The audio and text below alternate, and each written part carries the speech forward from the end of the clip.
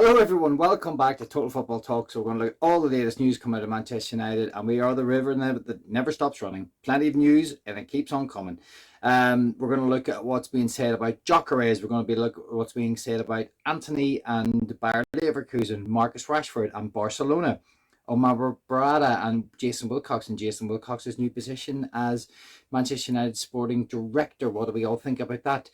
Plenty to get our teeth into. I'm a bit later today. I've been out working, so I'm literally just jumping on now. I've just kind of been flying through the news, and we're going to start with the Gyokeres story. But before we do, thanks very much for everyone who has subscribed. It's been absolutely amazing in the last 24 hours. Thank you so much for everyone who has. Thank you for all the likes. Really appreciate it. And if you're new to the channel, please jump in and get your subscription hit and join in with the chat below. Would love to hear from you. But let's jump into the top story, and that is that Viktor Gyokeres is very keen on a move to Manchester United, and they could pull it. And can they pull it off? Financially speaking, UEFA Champions League football isn't everything to Gyokeres. Now, I've just kind of been talking to a few friends of mine who are not Manchester United supporters, and they think that Viktor Gyokeres won't work in the Premier League, that he's too old, even though he's just turned 27 a couple of days ago. He's over the hill, apparently, for someone who's in his prime.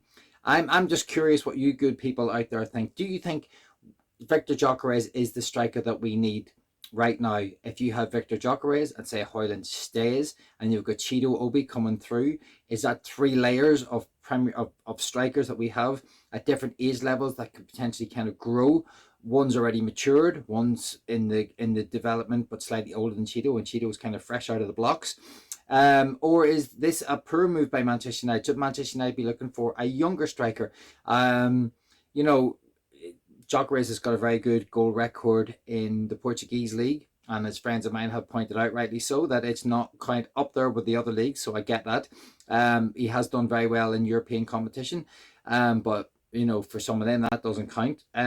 So I'm you know, it's just good to get a gauge on what the rivals are thinking. For me, I think there's a little bit salty, because I believe that they're wondering why Gyokeres might even consider a move to Manchester United when we are so low in the league. Well, we're actually not now, but last season we were so low in the league. We, you know, we had an atrocious campaign, and yet we're being linked with players that are potentially going to help drive us back up that table. But yeah, Gyokeres is keen on the United move. I think it's brilliant if this is the case. I think there is a chance we could get him now, and you know, it's coming from Ben Jacobs, who is a very reliable journalist and has been very good, especially on the Manchester United front in recent times. So I think that's where we are with the Gyokeres thing. I'd love to know what you good people out there think. Do you want Gyokeres? Do you think Gyokeres is the answer? Would you go for Osimhen, Vlahovic from Juventus? Is there someone else out there that I'm missing that maybe we should be looking at? You know, I believe Sesko is potentially going to go to Arsenal, but yeah, I'd love to get your thoughts on that one.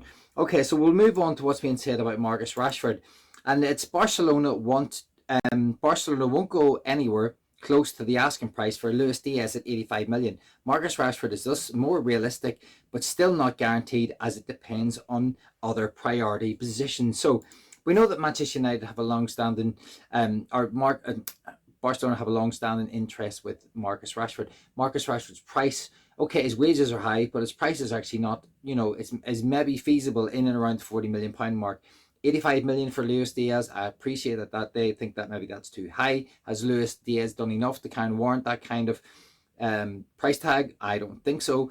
I do think he's a very good player. I think he is of the ilk of someone who's still learning his trade and has a lot more to offer, and I do like him as a player. I think he's a very good player for Liverpool. He's been a little bit up and down, but you know, but coming back to it, Marcus Rashford to Barcelona. Marcus Rashford has already stated that he would love to wait till the end of the window to then get his move to Barcelona, if that may be the case.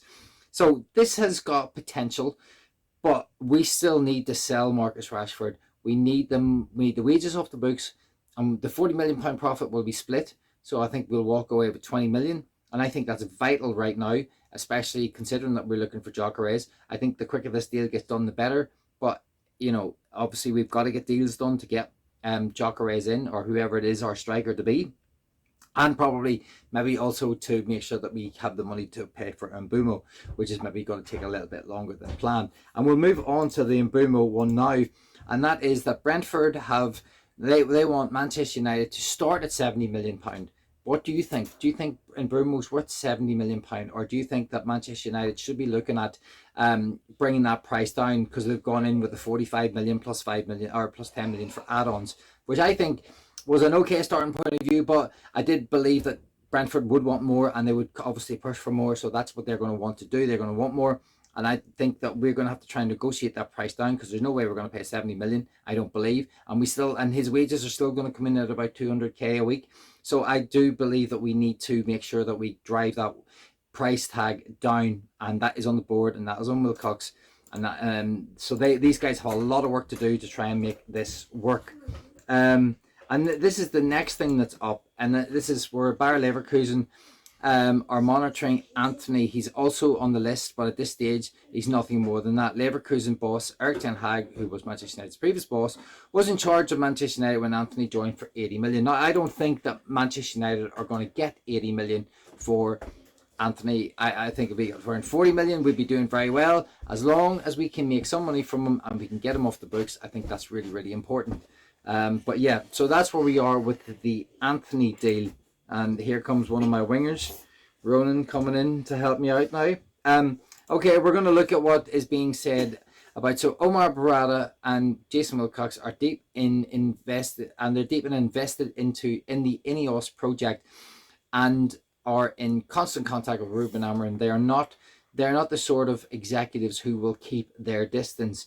So I think Manchester United, we actually seem to be moving in a more fruitful manner, sort of what we were maybe 12, 13 years ago under Sir Alex Ferguson and David Gill. Now, we're nowhere near those levels. I'm not talking about we're saying the exact same position, but we are starting to kind of move back into that particular place where the football people are talking to the football manager, and that they're trying to kind of work together.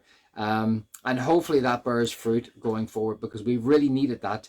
And maybe this is the start of it. I mean, we have a long way to go for it to actually work, but this is just the start of it at the minute. And as I said, if we're doing well, we've got Cunha in, and we've got we're hopefully Mbeumo will come in, and then Gyokeres is the other one that will potentially come in, but we'll just have to wait and see. And then finally, this is that Jason Wilcox is now considered as a key part of the process of Manchester United's development. Wilcox is involved in all the negotiations this summer. So I've now been joined by my other winger, who's up here to they are the new signings for Total Football Talk.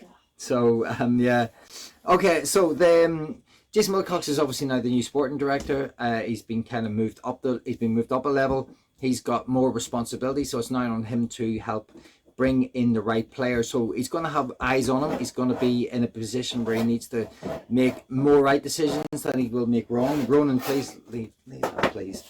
But yeah, okay, guys. So that's kind of a quick roundup on all the latest news that we have at Manchester United at the minute. A bit later today. Thanks for joining me. Please, if you're enjoying the content, hit the old thumbs up, hit the like. Boys, if you have anything to add. Again, I really want to get Gyokeres and Mbeumo, because that will be really good. Yeah, that's also what I want, and then that means our team will be really stronger than how it is now. Okay, so as you heard from my two boys, that they want Gyokeres and they want Mbeumo to join, and that will make us a stronger team. Okay, guys, on that note, thanks very much for joining us. We shall leave it there, and I shall see you tomorrow.